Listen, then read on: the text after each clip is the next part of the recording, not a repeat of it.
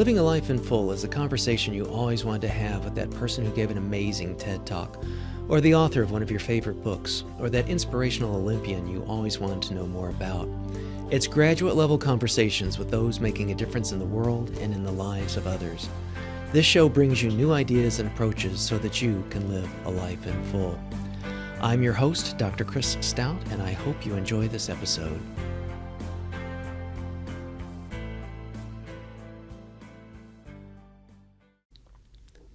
This episode is brought to you by the nonprofit I founded, the Center for Global Initiatives. The center is an all-volunteer organization, so there are no salaries, and thus all tax-deductible donations can go to the work. While our key country partner is in Tanzania, our work is global and generally focused in the areas of education and healthcare. We also help others to get their nonprofits started or augment others' project-based initiatives. It's our goal to open-source humanitarian intervention and to help make it easier for others to do more good in the world. We are proud to have been ranked a great nonprofit every year since 2011 and to have achieved a platinum-level rating by GuideStar.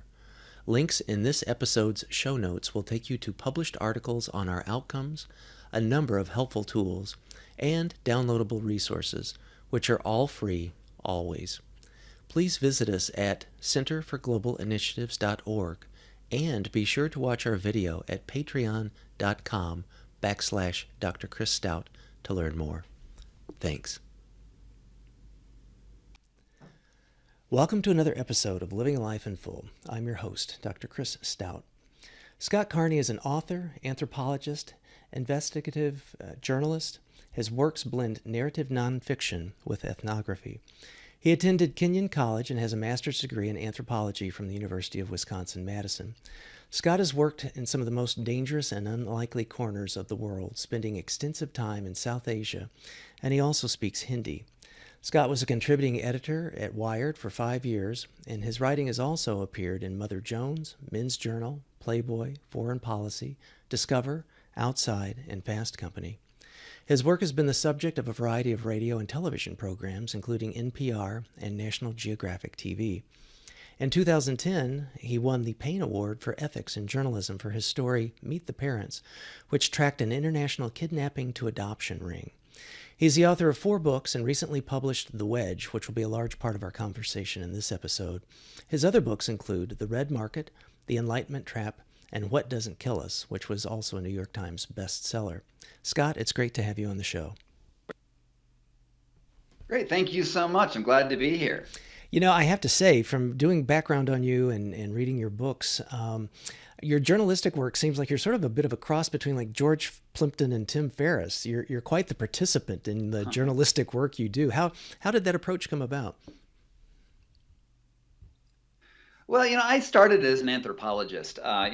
I got to the PhD dissertation at University of Wisconsin-Madison, and anthropologists, what they're known for is participant ethnography. So you go in there and you sort of are part of the story as you go around doing your reporting, and then you write for an academic audience. And what I realized after far too long in that program was that I'd much rather reach an audience of millions of people and apply an anthropological lens than write a dissertation that only 7 people read and then play the tenure game for the rest of my life. Right. Gosh. Well, so let's start. I mean, your work is, each one of them I think could be, a docuseries or a movie or two. But let's start with Meet the Parents. How did that come about? Oh yeah, from your lips to Netflix's ears, right? Here. Yeah, so Meet the Parents was a story I did for Mother Jones that was then later included in my book, The Red Market, where I had found. So I'd been working on organ trafficking, and that was sort of my beat early on in my career, where I was sort of looking at people who bought and sold kidneys, bought and sold human skeletons. I wanted to know how the human tissue was being commercialized. And With Meet the Parents, I had sort of extended my lens into buying and selling whole humans, and particularly through the adoption industry. And I had found, I was living in India at that time, the South Indian city of Chennai, and I'd found this story of this orphanage called Malaysian Social Services, who had who had been kidnapping kids from the slums and then selling them to the adoption industry Oh my in the United gosh. States and Australia and the Netherlands. Wow. So, I mean, yeah, what happens with adoption is pretty crazy because, the adoption fees, it costs anywhere between $20,000 and $100,000 to go through the whole adoption, and these adoption agencies have a lot of incentive to sell, to keep on pushing kids through that pipeline. And uh, and the problem, however, is it's not like there's a shortage of orphans in a place like India, but Hmm. there is a shortage of healthy, young, good-looking orphans, Wow. and that the most valuable ones. So what they'll do is, in order to sort of keep their orphanage running and then also support the lifestyles of the orphanage owners, they will actually have to kidnap kids from the slums, Wow. from sort of healthy families, and then Wow. sell them. So in that article, I tracked down a kid who'd been kidnapped in 1999, and he was sold to a family in Wisconsin through an orphanage. They didn't Wow. think of it as buying a kid, although they Sure. were. Hmm. And then I, knocked on their door in Wisconsin. I was like, "Hi, you've got a kidnapped kid, and let's try to sort this out." And so Wow. that's the story, and it's not just for this one child, although I did sort of manage eventually to reconnect him with his family. Uh, but this is a problem throughout the entire adoption industry. Gosh, I had no idea. I mean, I know you would think the supply and demand, would still be kind of leaning towards the supply side of things, but in those kinds of instances, I guess, it's the selection process of wanting the children that appear all a-okay versus some that maybe aren't have some kind of disabilities or things like that are the ones that have a harder time getting any kind of properly placed or illegitimately placed. That's unbelievable.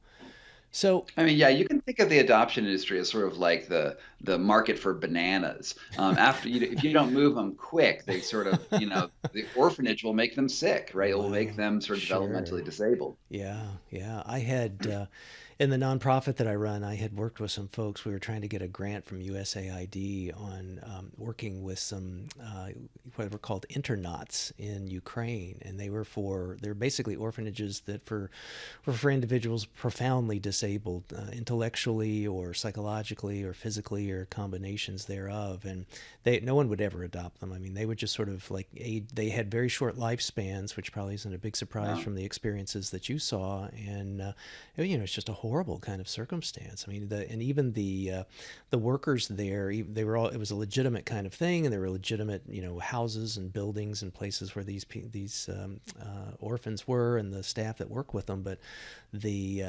morale of those staff people and the social status of them in the context of their work was awful. And I mean, it was just a hot mess in a variety of different kinds of ways. So I think it's good to have the work like you do and to have it be recognized as it has been to kind of pull the curtain back on those kinds of things. It sounds like a perfect combination between being the journalist and the participant anthropologist as well too. So you seem quite well fitting for it. Yeah, so I don't really think that it's fair for journalists to pretend that we're objective. And this is actually a big thing in the media right now. People are like, fake news, and they because there's this ideal of news Hmm. as an objective description of reality. And the truth is nothing is objective. The entire world is built on lots and lots of interconnected subjective experiences.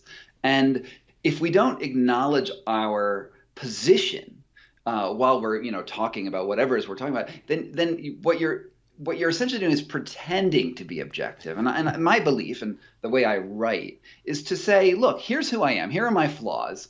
Here's here's, you know, where I'm coming from, and you can either like or not like that, but here's what I observe based on that. And I feel like that gets actually a little closer to objectivity, because then the reader has a chance to decide whether or not I'm crazy. Right.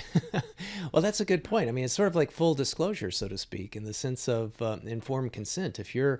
If someone is reading something that Scott's written and someone knows Scott's background and knows Scott's point of view, etc., then you get to understand it through that lens and through that perspective. I think that's a much more transparent and honest way of being able to communicate. I mean, I studied in graduate school from a wonderful book called How to Lie with Statistics, and it was, I think, written in the 50s. Oh yeah, that's a classic. Yeah, and it's so wonderful, and a lot of the funny things that are kind of cartoonish but true in that book, are still just as true today. And so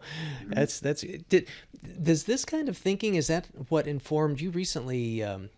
Posted in your blog The Perils of Being on Brand, which I thought was great, but it sort of sounds a little reminiscent of this too, like how you give you gave some links in there too about like the certain kinds of people in certain areas, movie stars or athletes or whatever, all of a sudden become coronavirus experts and things like that. So what spurred the perils of being on brand?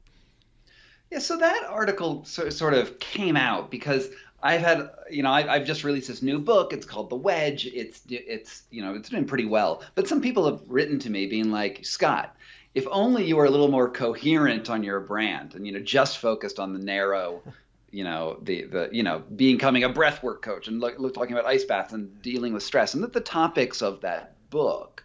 And then they gave me sort of a game plan for how to sort of accentuate that and hyper target who Scott Carney is online to become, to grow my following and get super successful and sell a lot of books. And that's sort of an appealing idea. Like, who doesn't want to sell a ton of books? Right. But the thing is that we have this tendency. I wrote to him and was like, thank you so much for the advice. I'm absolutely not going to take it. and the reason is because we all have this tendency in social media to present the very best face, right? Mm-hmm. You don't go on Instagram and just take the first picture of you just waking up with drool all over your face, right? Even though, honestly, we probably spend more time with drool on our face than not. And I sort of object to the idea of being a perfect person and trying to just narrow down to your most potent and most commercially successful whatever, because it's not pleasurable. Like it's not honest. It's not human. And there's this risk of becoming isolated because the person who's wrong on the internet, who admits any sort of weakness, gets jumped on by wolverines and the jackals of the social media sphere, and that's really toxic, right? That's just horrible. And I think that it's important to sort of there are things that you may want to promote. Like I want to promote my books. Like I'll be honest about that. I also don't want to just do that. I don't want to just be this sort of myopically narrow version of myself, because I think it's unhealthy. And I've got a lot of friends who have bajillions of followers on the internet, right, in various forms, and what they often complain about to me is that that they're increasingly being driven towards perfection, right? One guy is this famous breathing coach, and he tells me, is like, look, I don't always want to be the super awesome guy who's always super awesome in every super awesome way, because that's not who I actually am. Yeah. But that's what people want. And so that's what I was sort of pushing against there, is that we should take ourselves, we don't want to wag the dog. We don't want our social media profiles to wag the dog and become who we are, because then that starts affecting our actions in everyday life. And we start thinking about the camera or whatever we're posting as more important than the life that we're living. Yeah. And that's what I really want to sort of push against. Even though I do post a fair number of shirtless selfies on the Instagrams, right? And that's sort of also a thing that I do. Yeah. So. Well, it makes sense in the context of, the book and some of the things that you've done as well, too. I mean, it's a very slippery Black Mirror kind of, slope, I think, with that aspect of being all consumed by it and people carefully curating their content, but feeling like, and I felt too from your blog, like the aspect of this demand and drive that may be a little tough and a little weird to be off brand when everybody's like worried about, COVID-19 or something. So, well, let's see, how can I make my, Oh, right. my fashion travel pics of me in my bikini relevant to, COVID-19 sort of a thing, which really speaks back to what we mentioned earlier in the show about the a person's perspective and point of view, and maybe even in some levels, it's not journalism, it's Instagram that, you have ulterior motives, that you're there from a economically driven kind of way, not a strictly informational, trying to be as either open or impartial as possible. And I don't think anyone on Instagram would call themselves a journalist. So I think those kinds of things are fascinating to see the differences. And I think you outlined them, quite well in your blog. We'll put Sure. Yeah. links to that in the show notes. So I can't do it justice trying to, summarize it, but I thought you really gave a very thoughtful and cogent perspective on that. I really enjoyed it.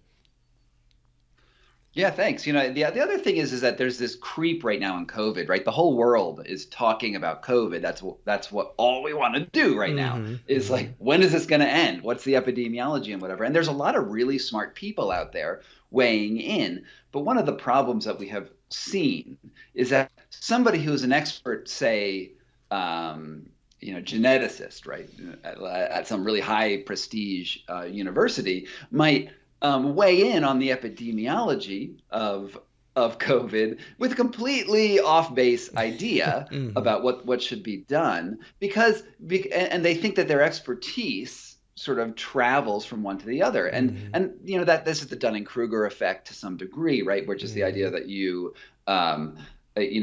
not really quite aware of your ignorance, right? And then people double down on their ignorance, and we're all ignorant of so much stuff.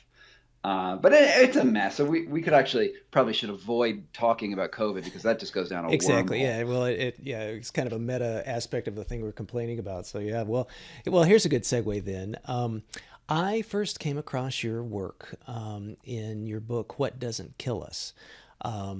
Which again, congratulations, New York Times bestseller. And part of it was I was kind of a Wim Hof wannabe, and I've got the app on my phone, and I've downloaded, I don't know, it's sitting here on my desk with your book, one of his books, which is like just humongous. And I climbed Kilimanjaro like, 1992. And I had every shred of fleece and Gore-Tex and triple socks, and I put my water bottle inside my parka because if it was outside, it would have frozen.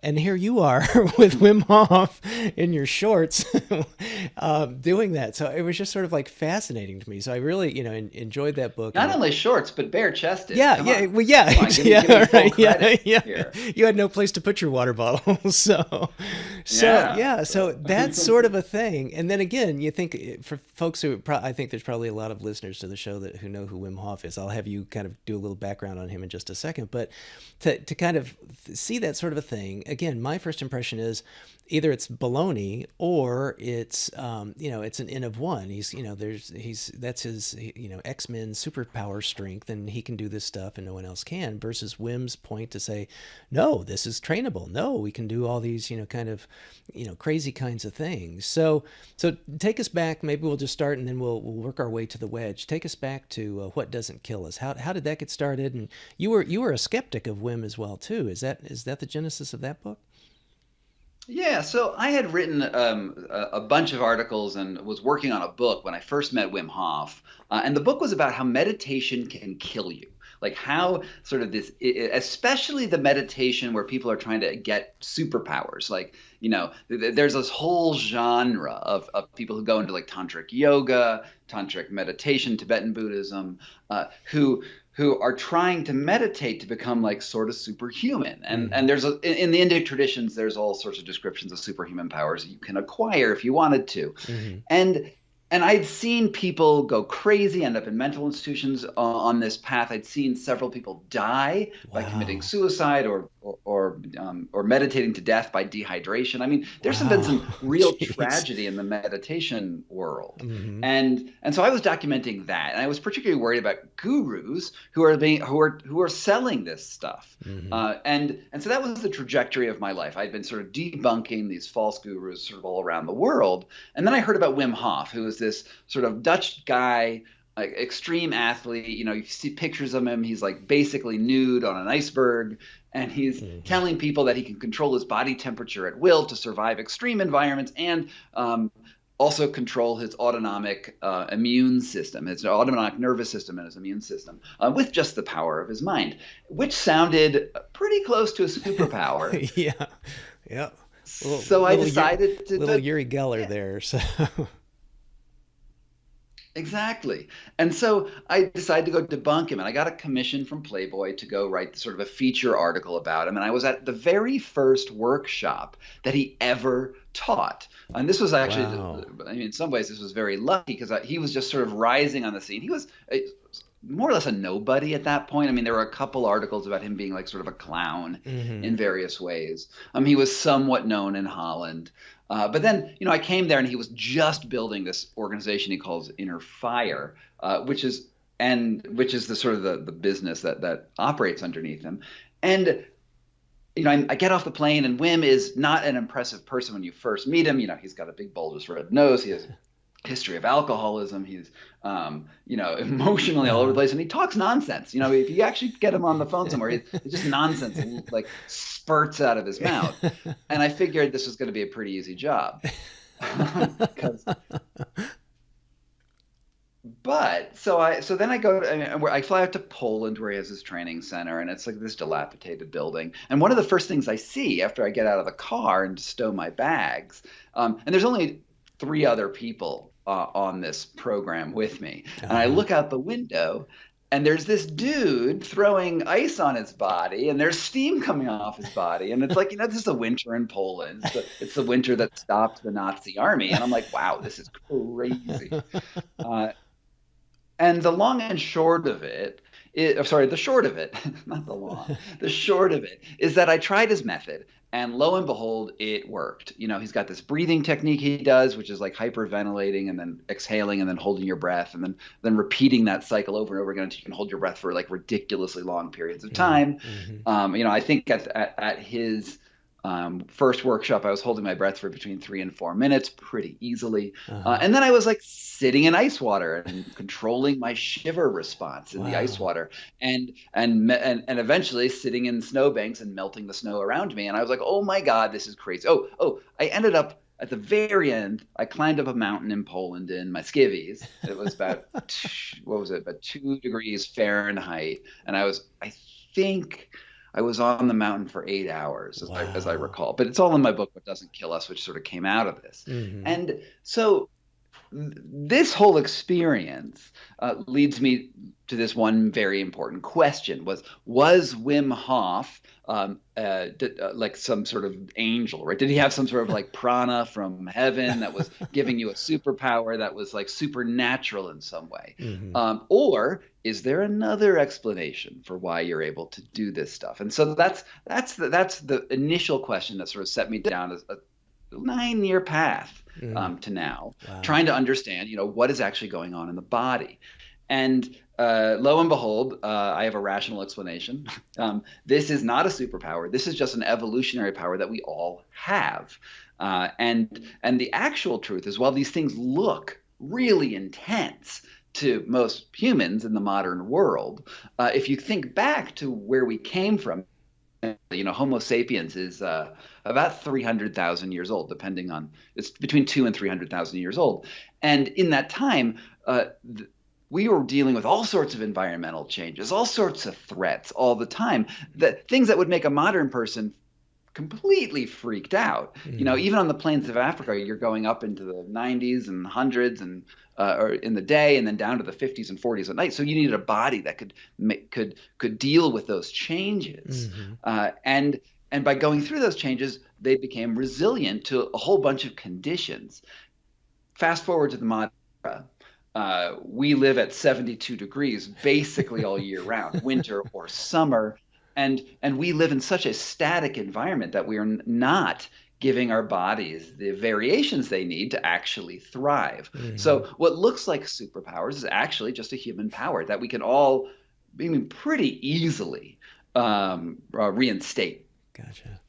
So it's really the aspect, because I like back in the day when we used to go to conferences and things like that, I would see people, bring in their jacket, even though it's, California is 80 degrees outside. They bring their jacket in because they know they're going to be like cool for the first, 5 minutes until the, the room equals out.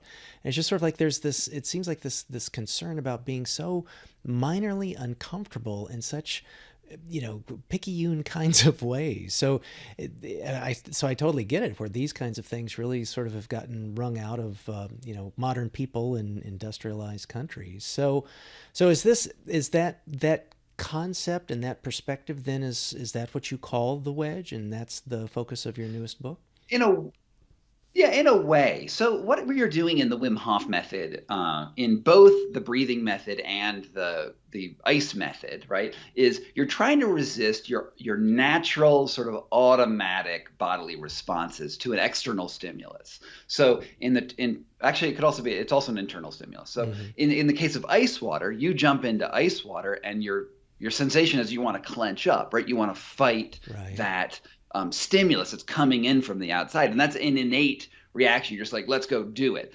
But you have the power, should you choose to say, no, I'm going to relax instead. I'm going to actually sit here and be like, this is fine. I can deal with it. 5 minutes in an ice bath has killed 0 people in the history of the planet.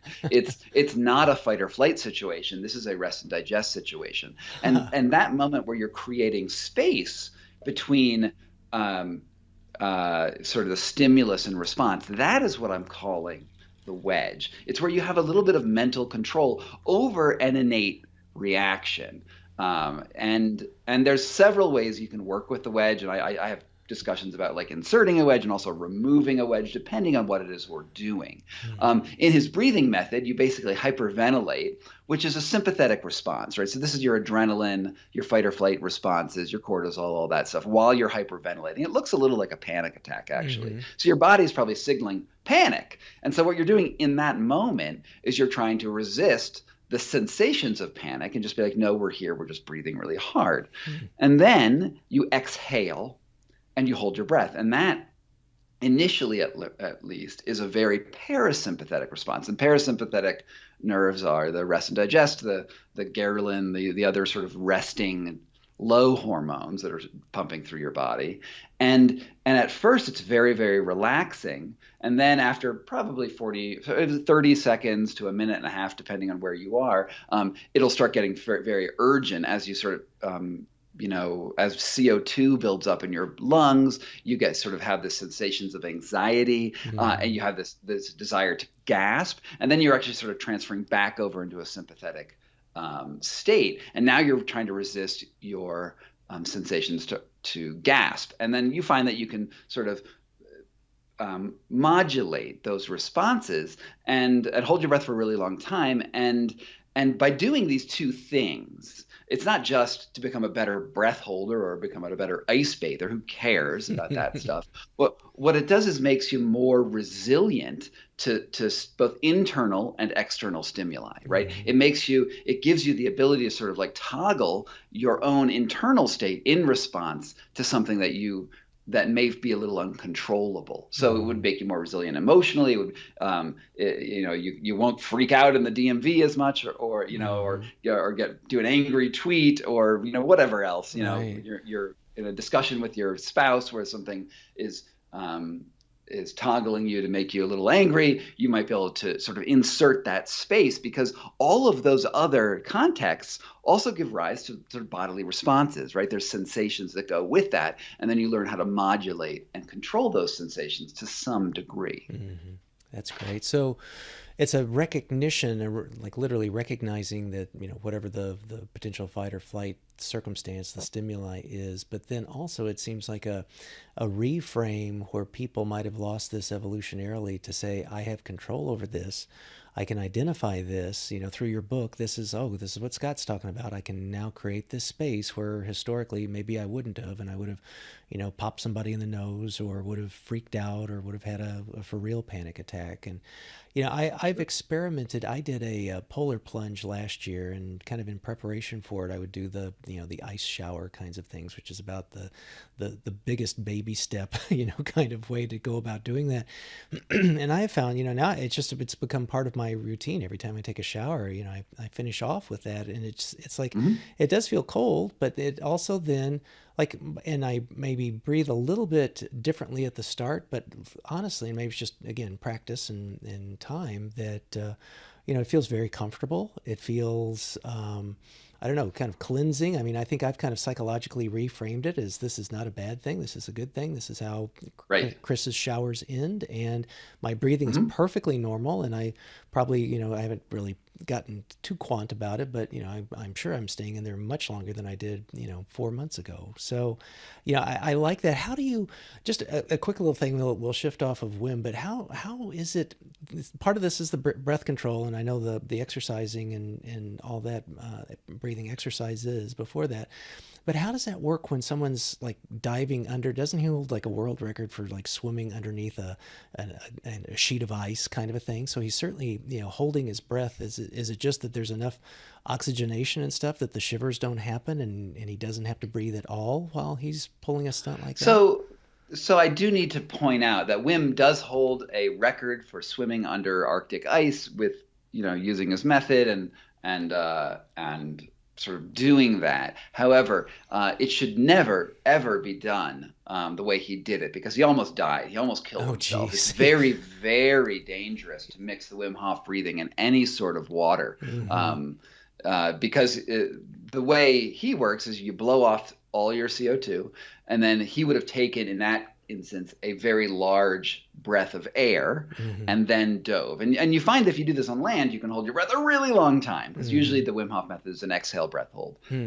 But with this sort of gives you sort of a boost to that. However, when you do that, because there's a mixture of the way our biology works, we can only sense CO2. We don't sense oxygen in our body. And we just detect the sort of the buildup of the byproduct of respiration. And I don't know why the body chose to do that, but that's just the way we work. And so when you have taken a full lung breath of air, for some reason, and some of the chemistry here is a little bit confusing to me, but the CO2 detection is a little off, and you'll actually pass out before you know that you're getting close to passing out, right? The warning signals sort of go off. And so I think 9 people have died doing the Wim Hof method in ice water, trying to follow Wim's incredibly stupid example. All right. Well, there's that risk of a lot of people like Tim Ferriss and Kevin Rose and stuff talk about shallow water blackouts and stuff, and that's there. You don't need to be underneath a sheet of ice. You can do it in your splashy pool out in the front yard. So yes, and that's the real thing, because Wim's breath method is basically a recipe for shallow water blackout. And actually, the first time that Wim did this under the ice, he was actually rescued by a rescue diver. Wow. He actually passed out underwater and was actually rescued because his eyeballs froze underwater. So, oh man. So yeah, don't do that, guys. Yeah, please don't try this at home. Oh man. But this actually raises a very important point, and it actually goes back to the sort of the isolation stuff that I was talking about before. Is that, well, Wim Hof is amazing, and I wrote a whole book about him. He's changed my life. I love the dude. However, it's very, very important to realize that he is flawed, just like all of us are flawed. And there's this sort of cult of personality that has risen up around him, where he is now becoming more and more sure of everything he says. And I wonder, actually, it would be very interesting if I could teleport Scott Carney from 2000 and when did I meet him? 2011, and fast forward him now. And if that same Scott Carney went and met him now, he might get a little bit of a different review, actually, because even though the method is amazing and it's life changing, and Wim has opened the door to this whole world. The madman side of him, I often call him a prophet and a madman. That's sort of a recurring phrase in my books. Uh-huh. The madman part has been now reinforced over and over again by people who just love his crazy wild image, and they sort of like believe a lot of what he says unquestioningly, and that's a real problem. Yeah. Yeah, he's kind of drinking his own Kool-Aid, reading his own press releases. So, well, he was very positive about your book, as were some other people. I want to shift gears and talk more about the Wedge in particular and your experiences in doing that. But as a prelude to it for the uninitiated, first of all, I very much enjoyed it, Scott. That's terrific. And the other people that have more cred than I do to be able to applaud your work is Ben Greenfield. He's also a New York Times bestselling author. Oh, yeah. He said, quote, prepare to enter an intriguing world of self-improvement and physical and mental performance that you have never before discovered. Scott Carney once again has elegantly intertwined his ferocious style of immersive journalism with an entertaining educational approach that is sure to improve your life and longevity forever.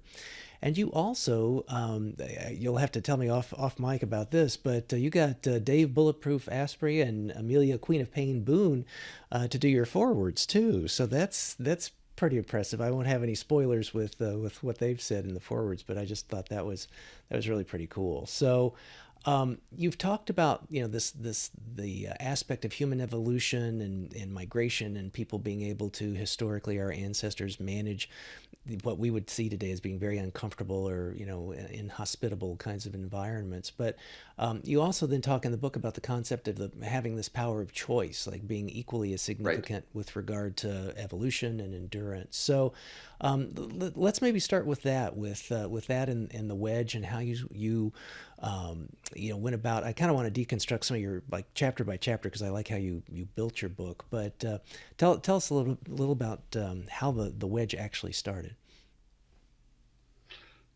So the first time I came up with the concept was while staying in an ice bath with Wim, right? And I just want to freak out. You can just think about what an ice bath is like, and they suck. They're still terrible, incidentally. Yeah. And the natural inclination was to tense, and I said, no, I will relax. And so I actually introduced the concept for the first time in What Doesn't Kill Us, as here's this sort of mental ability that we have to sort of resist these external stimuli. And you don't need to do it in an ice bath. Another way I often describe it is, think about a sneeze coming on, like it's sort of wrinkling up in your nose, and if you want, you can sort of slow down that sneeze, and sometimes even stop that sneeze with just the power of the mind. There's no real reason to do it, right? I mean, sneezing one way or the other isn't a big deal, but we have that power, and I think that's really what the important thing is here. And we have that sort of that same anti-sneeze power, the Wedge, in anything that we feel, anything that's coming in from the outside or welling up from the inside. You have sensations that go along with that. And the reason you have sensations, right? The whole reason those even exist is because they give us our minds or our consciousness the ability to make decisions about our actions, right? Think about it from a really, really big perspective, is why does consciousness evolve in the first place? Why is it here? And the thing is that a lot of our programming, for the bulk of the things that our body does, is autonomic. It's just sort of stuff that just happens. Like you don't think about your blood flow, right? You don't think about your how you move carbon dioxide around your body. You don't think about any of that stuff, right? You just think about, hey, there's a lion over there, I better run away from it. And then your body says, okay, here, you need some adrenaline. And so, but so those sensations are really important. You see the lion and then you drop the adrenaline. But what if you saw the lion, and because the lion doesn't cause the adrenaline, right? It's your response to the lion that causes the adrenaline. If the lion was, say, my house cat, you might go over and want to pet the cat's belly. Or if there was a tame lion, I mean, I don't know if there are, I've seen Tiger King, there's tame lions out there, right? You might have a different response there. So the very fundamental nature of the mind-body relationship is subjectivity. Okay. And that's super, super important because something that is stressful to you, emotionally stressful, or even physically stressful, will not have the same stress response for another person. So it's not like the world is objective and our body has objective responses to it. The world Yeah, actually, no, the world is objective, but our responses are always going to be subjective and dependent on the individual who's out there. And this is very important when we talk about things like resilience, right? When we talk about emotional resilience in general, is like if somebody a loud noise puts somebody into a panic attack, and the other person, it's like a firework, and it makes them feel like they're connected to the community. Don't we want to be more on the person who experiences stimuli with a joy response versus in a fear response? And that's really what the Wedge is trying to do. And the way I do it is I put myself in strong stimulations. And now this could be a stress, like an ice bath, or it could be an intensely pleasurable experience, such as at one point I do MDMA, which is the street drug ecstasy, right? Where it's a very pleasurable. So either way, these are very strong stimuli coming in. And then I can use those sensations to create enduring relationships to stressful situations that sort of affect me in the future. Now, again, that's still a little opaque, I think, the way I've described this. So I want to break this down to a really important concept that I think people can sort of take away with them. And it's what I call neural symbols. Think about the very first time you experienced anything.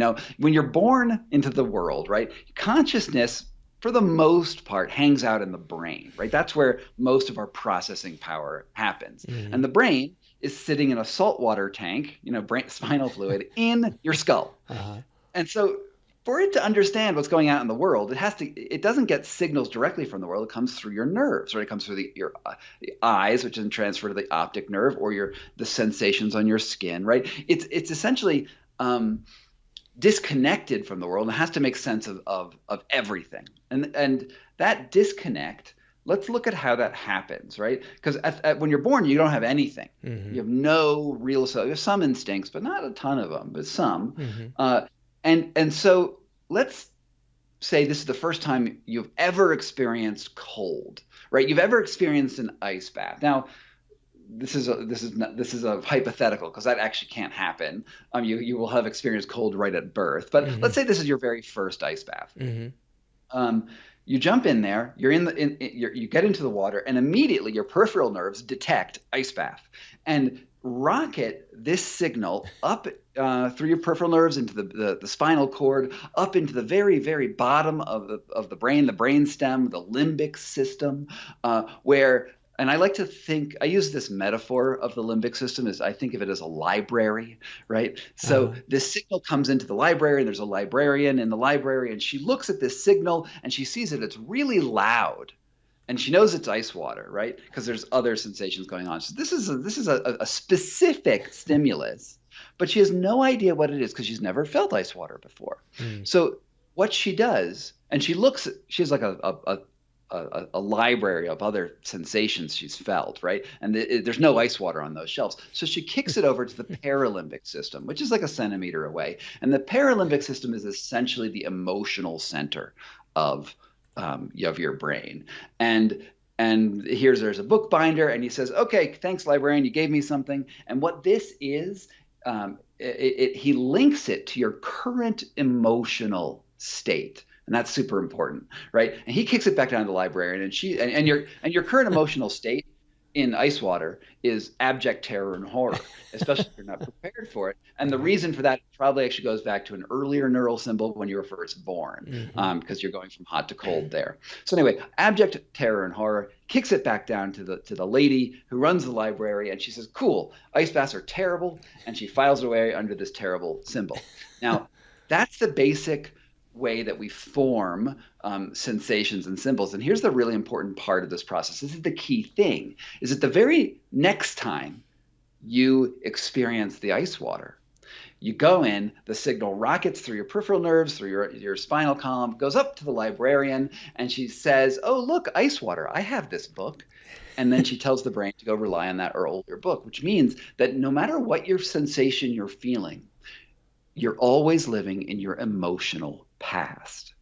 And when we build up the whole brain this way, this is just one byte of information. If you think about the brain as a computer, these are the bits and bytes that make up software. And when you have billions and billions of ones and zeros, you get Microsoft Word. And when you have billions and billions of neural symbols, you get human consciousness the way we experience it.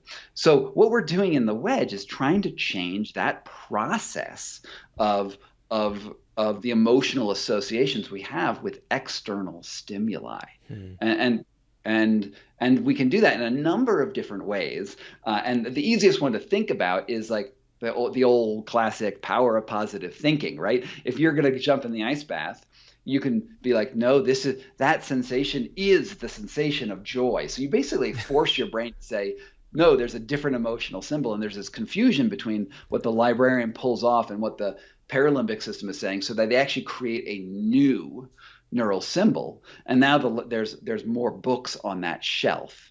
And then you could experience that differently. And when you experience that differently, it's not just about that lion. Let's go back to that lion on the savannah.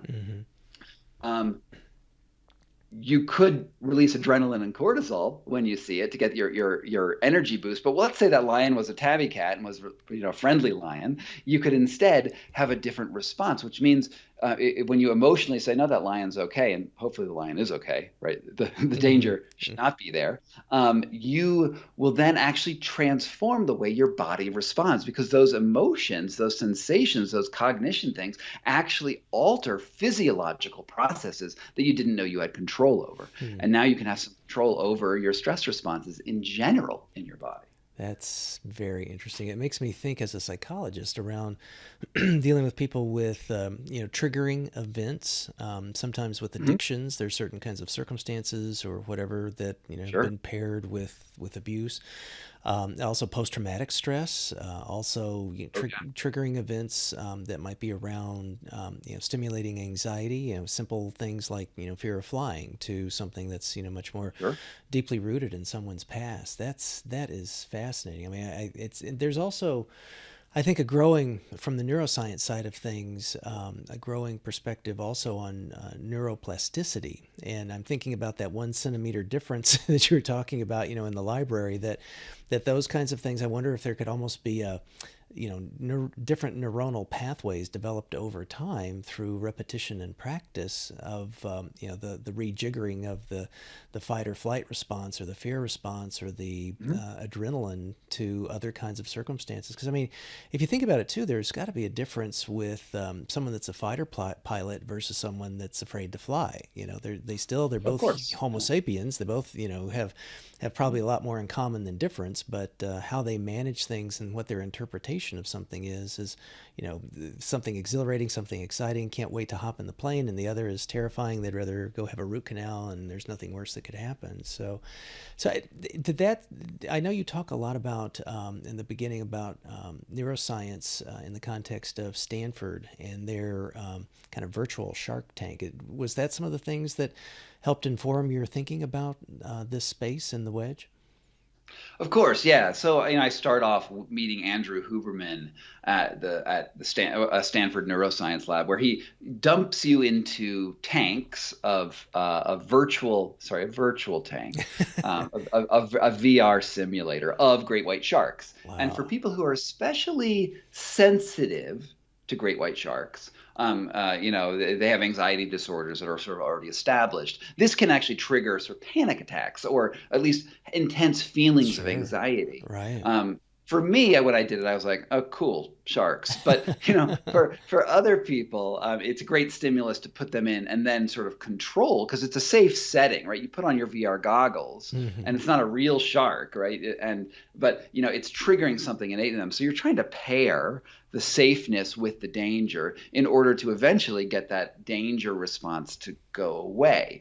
And, you talked about neuroplasticity, which I was very tempted to go down the strict neuroscience route, right? These nerves are changing in these ways and blah, blah, blah. And like really sort of digging into that, because we can make a very biological explanation. However, I generally reject that idea. One, because there's a lot that we don't know about the brain. The brain has a lot of connections, and we don't really know how they all interact, right? We've never made what they call a connectome, which a connectome is like a map of all the connections and how they affect one another. We're still trying to do it with fruit flies, but I think we're still several years away from getting anywhere with the fruit flies. So for me, the object that I'm most interested in is sensation. I am a sensational writer, you could say. I am, But I'm pumped. yeah, but I'm very interested in what you feel and then how you can modulate those feelings. And I don't really care what's going on underneath the hood. I'm glad that there is something going on underneath the hood, but I think that we work actually really well from a psychological perspective by using concepts. And we know that the concepts have these outputs. So let's just, for some of the time, let's leave the underlying biology a little bit alone, because honestly, in 5 years, we're going to have a totally different explanation of Sure. what's going on. Yeah, I believe that. Yeah. Stuff. And you mentioned PTSD, and I wanted to actually go back to that because that's super interesting. Let's and this goes into neural symbols in a really sort of useful way. Let's imagine that we have a patient with PTSD, and let's say they were a soldier in the apocryphal battles in Afghanistan that always give people PTSD, right? The instigating trauma. The soldier was walking down the street, and it was a beautiful summer day, and he's walking through a town, and there's some kids playing, and there's a certain quality of sunlight, and traffic noise, and then bang, the IED goes off, his buddy's killed, he's thrown to the ground, and then he looks up, and then his heart is pounding, and he can hear his breathing, and he's all confused, and it's a bad day, right? Fast forward later, his brain,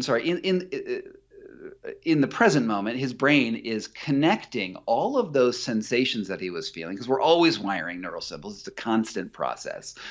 It was always sort of like trying to make sense of the emotions and the feelings of that moment. He was feeling normal, and then there was a big trauma that occurred, and there was light, and there's flowers and smells and all that stuff. Fast forward to him in the grocery store at home, a certain quality of light filters through the window, panic attack, and he's right back there in his emotional past. He's right back there in that horrible moment. Now, when one of the ways this experience can revive is actually has to do with sensing your own body, understanding where your own body is. And so I went out to Oklahoma to meet a guy named Justin Feinstein, who's at the Laureate Institute for Brain Research, where he is putting people into flotation tanks, which is basically a saltwater bath. It's sensory deprivation. That's the way you can think of it, where you're trying to minimize all of the external stimuli so that you can look inside. And when you go into a float tank, you hear your breath. Your breath is super loud. I'm 42. My joints are super creaky. My heart, I can hear it. I can feel my blood pressure. And the world sort of like falls into the background, and it's a very, very quiet, and it should be in most cases a very calming space. So Feinstein put all these people with PTSD and major depression and anxiety into float tanks, and he measured them before, after, and then a month after.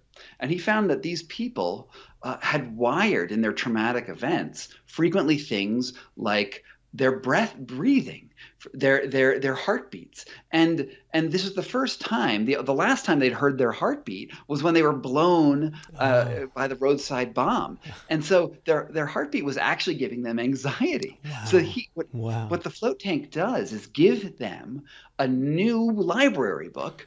Say, look, heartbeat is also float tank, right?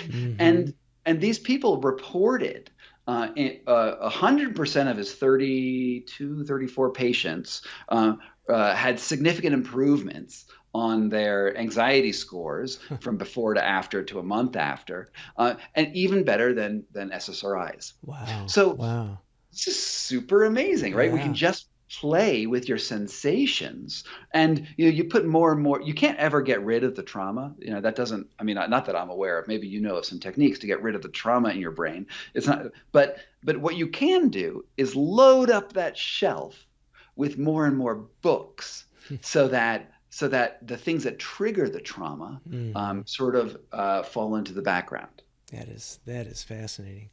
Well, what about the trauma of someone tossing a kettlebell at you, Scott? Oh, I love it. So here's the problem with the sharks is that they were boring to me. I mean, they were a great tool. Uh-huh.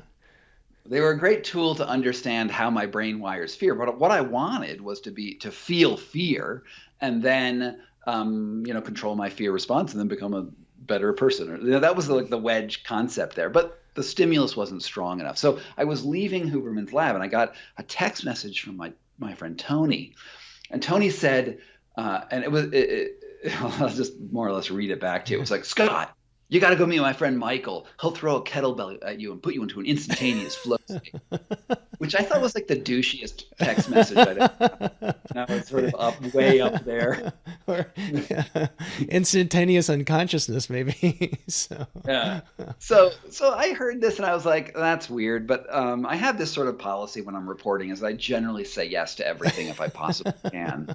So I did, and I met Michael, Michael is a very large man. Think of a gorilla, and then you got Michael Castrogiovanni. He's got these really long arms. His biceps are like my thighs. I mean, he's just a little shorter than me, and might as well imagine his knuckles dragging on the ground. They don't. And the game here is he's going to take a kettlebell, and I think it was about 25-pound kettlebell, lump of iron, essentially. Yeah. We're facing off against each other.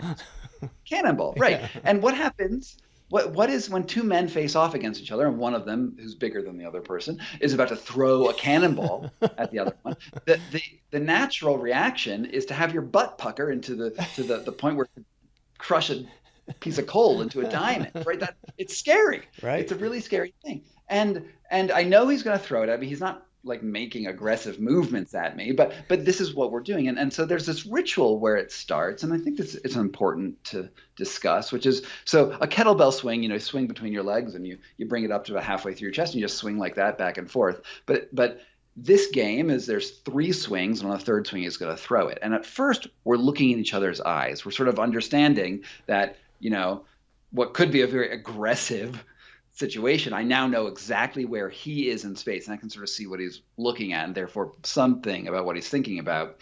And then the second time he swings, you switch your gaze from each other to the kettlebell. So it's from the person who is the potential danger to the thing that is actually going to cause the damage. Okay, and because everyone's thinking you're going to drop that on your foot, right?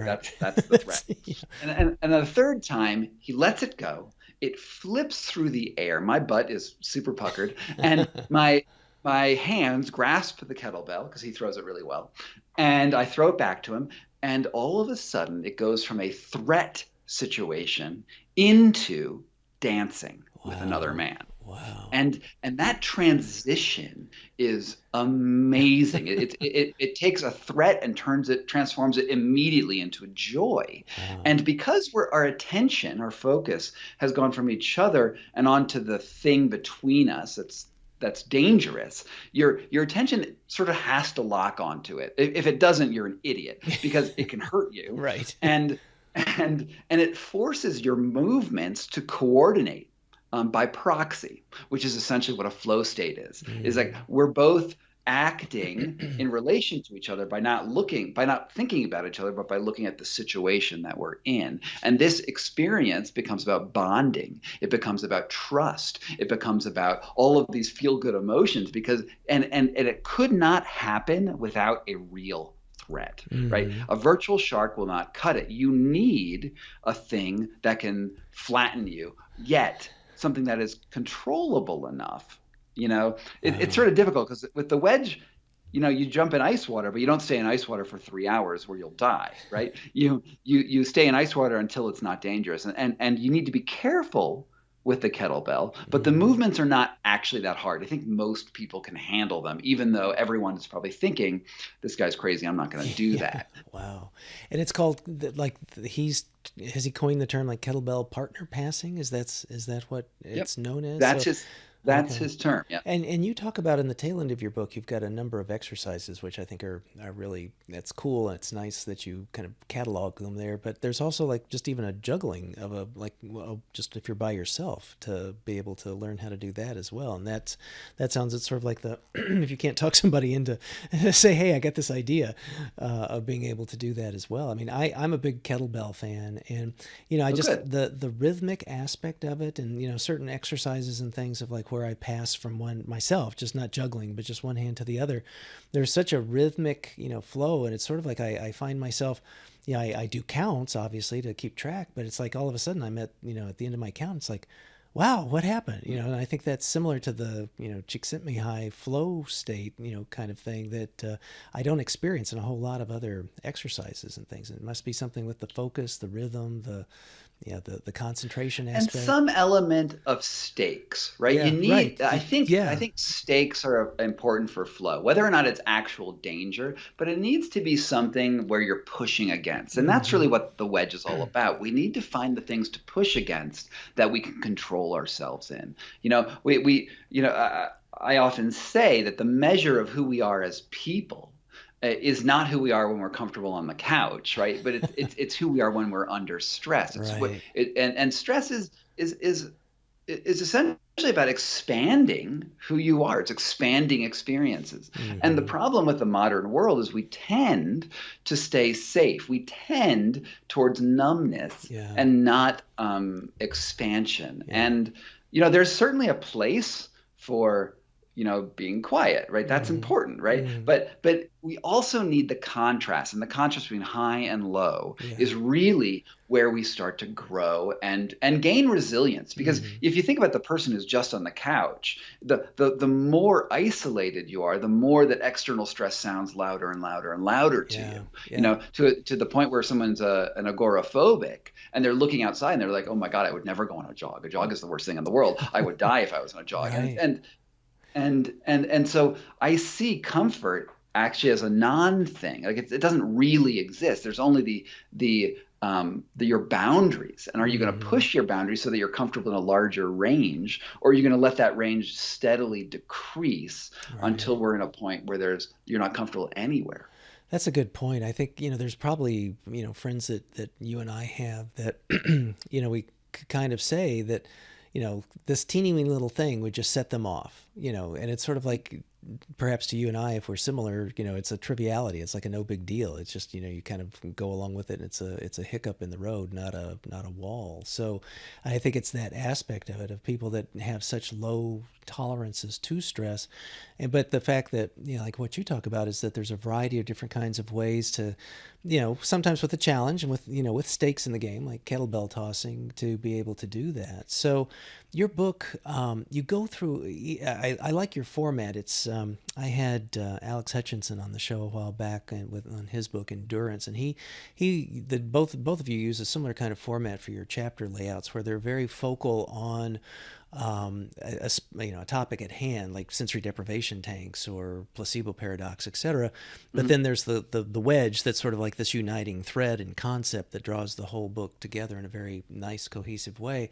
But I want to spend a little bit of time. I know we're kind of running low, and I know you've got other things on your book on your calendar today. But I want to maybe kind of combine these. You've done experiments with the breathing routines and all with Wim Hof. But you talk about in the book DMT breathing. You've done Mhm. ayahuasca in Peruvian Amazon with a shaman, and you and your wife went to go see doctors Kent and Lane and had a MDMA augmented couples therapy. So all of those might be more along the lines of the altered state of the flotation tank kind of thing, where there's Right. an augmentation in a different kind of way. Could you pick one of those out or talk about those and the concepts of then the augmenting aspect of bringing in a substance and Sure. how that played out? So I think of the wedge as you can insert a wedge in three places, right? The first place is in the external environment. An ice bath and flotation tank are great examples of this, right? Okay. You change your external environment, and therefore that changes everything else. There's no consciousness involved. You jump into an ice bath, and there will be a change. So consciousness in general, making decisions about the environment, has a change in your automatic programming, just simply because of the way we're wired. Another place you can change is in the mind, right? You can say, so that's in the brain, you can be like, look, that ice bath is fantastic, right? It's joy, right? It's the power of positive thinking. And so then you're forcing it the other way, and you're trying to like sort of meet that stimulus from your brain. If you think happy thoughts, you'll be a happier person. You've heard these concepts before.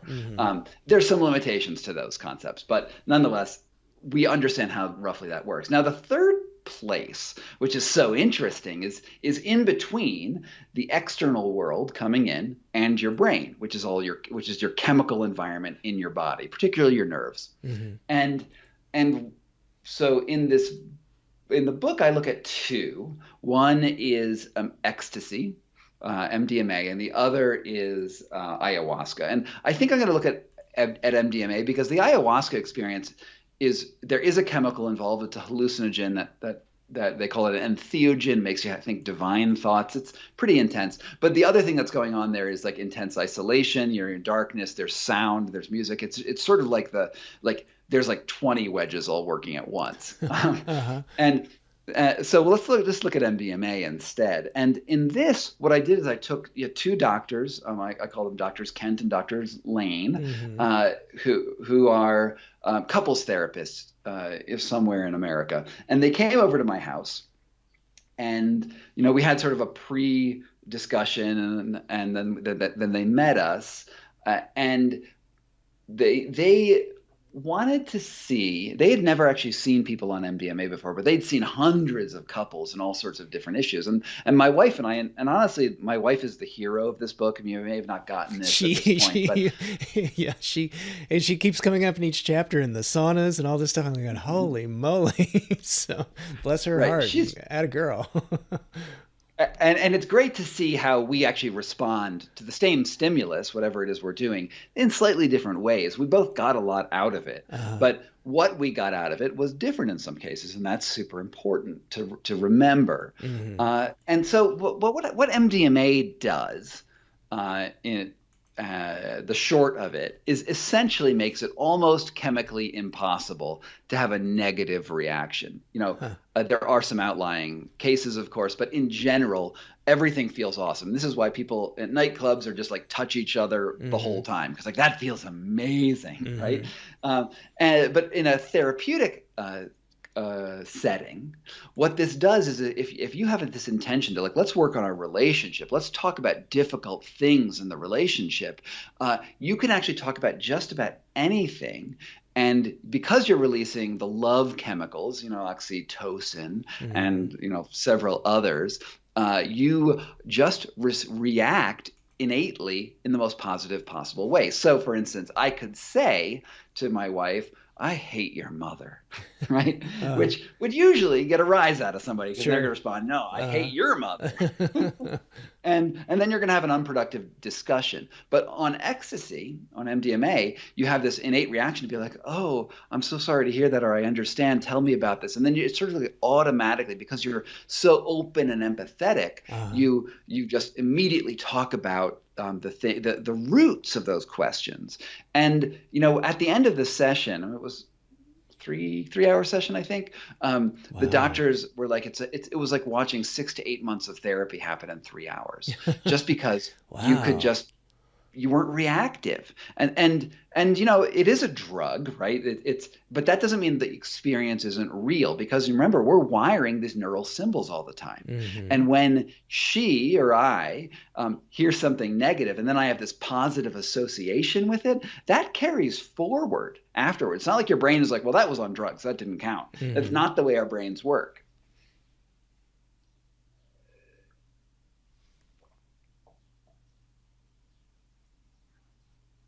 Hello? Yep, I lost you there just for a second. I think we had a little Skype hiccup. So you're saying it's not the way our brains work.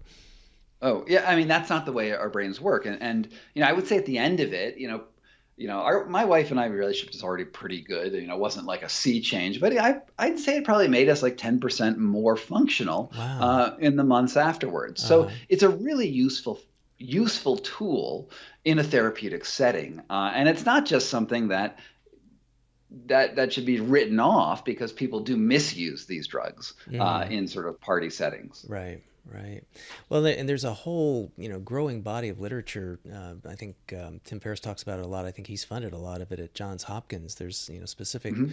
areas looking at the therapeutic use of psilocybin and lysergic acid and a variety of other kinds of more on the spectrum of the MDMA and I don't know my psychopharmacology well enough, but perhaps also DMT. I'm not sure about that. So in that kind of sense, it also, like we talk about, augmenting or accelerating, and it's kind of this whole process of being able to see what's taken tens of thousands, hundreds of thousands of years to evolve to, and then maybe even a shorter time to devolve from, in terms of our desire to have comfort, or maybe our desire to not be more closed off from one another in the context of your couples therapy experience. So it seems like the wedge is one of those kinds of things that has a generalizability in a variety of different kinds of contexts and situations and circumstances. So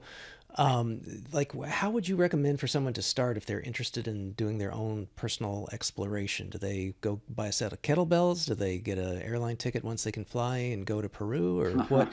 Where would you, besides Well, your book is a good guidebook, honestly, and again, shout out for the like the appendix in the back with the techniques and things. But where would someone start this journey?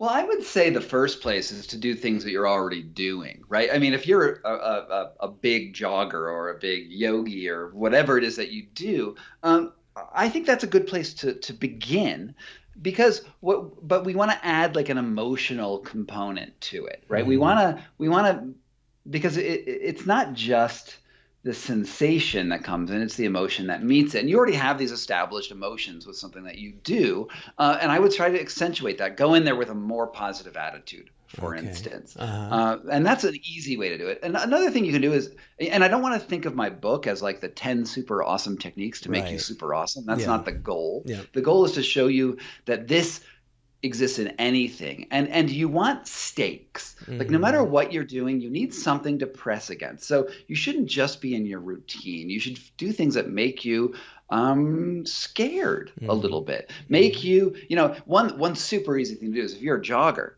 uh, try jogging while only breathing through your nose. And I know that sounds pretty small, but I'm going to tell you, this is an emotional trial, and you are Huh. going to be in so, because you're building up CO2. CO2 triggers anxiety, and you're going to feel like Wow. you're suffocating. Huh. So All so right. try that, That's good. and your jog's going to suck. It's going to be Mm-hmm. really bad. But over time, what's going to happen is that you're going to get used to the anxiety of that jogging. And then you're going to have several other benefits that come out of that. Any cardio exercise will do. I go bike riding all the time. Mm-hmm. And, the more you do it, the more you're actually able to train yourself to be resilient to the anxiety that comes with it, and you become more resilient to the CO2 buildup, and that's a really good thing. I think throwing kettlebells is great. I think throwing kettlebells, particularly for couples, is fantastic, Uh-huh. because there's a danger there, right? You don't want I don't want to break my wife's foot. I Yeah. certainly don't want her to break my foot either. And so you get into this place where you have to learn how to trust each other in a new non-linguistic way. And that's, I think, really great, because Mm-hmm. usually when couples first start throwing kettlebells, they suck at it. I Like, they're would dropping imagine. kettlebells all the time. Have a wide stance while you're doing this, and use a kettlebell that's light enough for both of you to manage it. I mean, this is not trying to show stronger, right? Right. But you throw the kettlebell, and initially you're going to be bad at it, because we always build up these little islands of distrust in relationships. Even healthy relationships Mm-hmm. have those places you don't want to go. And at first, those things actually play out initially, because, if I go to my wife and I'm like, "You want to throw a kettlebell?" She's like, "Yeah, I don't trust this guy. He's going to break my foot." Right. Right. And that's a really fun thing to get over very quickly because you realize that you can both do this. You can both excel at this, and it's pretty easy, and it becomes therapy in a way that you don't have to talk. Yeah, yeah. I like that. I like that whole process, and I like how you say it in the context of, start with something that's not threatening. Start with something that you already have a level of comfort and confidence with. I think that's very good advice. So, Scott, this has been fascinating. I appreciate so much you giving me the time. I don't want to mess up your schedule, but I would like to end with if people want to know more about connecting with you or learn more about this book and some of your other works to be able to access your blog. What are some of the best ways for people to reach out and do that?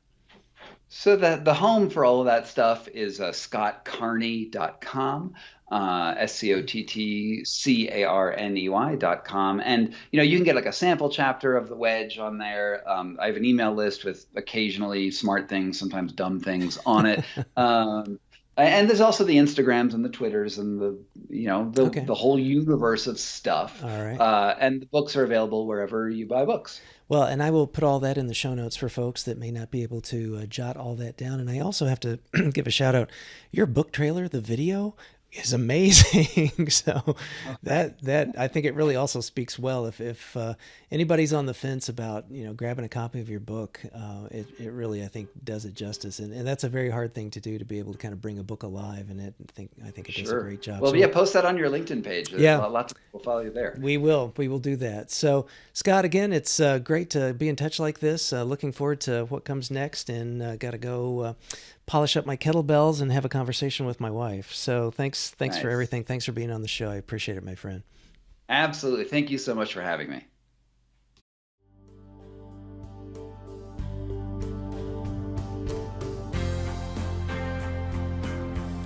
Living a Life in Full is a production of Stout Media, a subsidiary of Gordian Knot, LLC. Assistant producer, Gracie Wong. Music, Dan O'Brien. Executive producer and host, Dr. Chris Stout. To learn more, stop by our website at Life in Full for show notes, and please recommend us to your friends and subscribe on your favorite platform.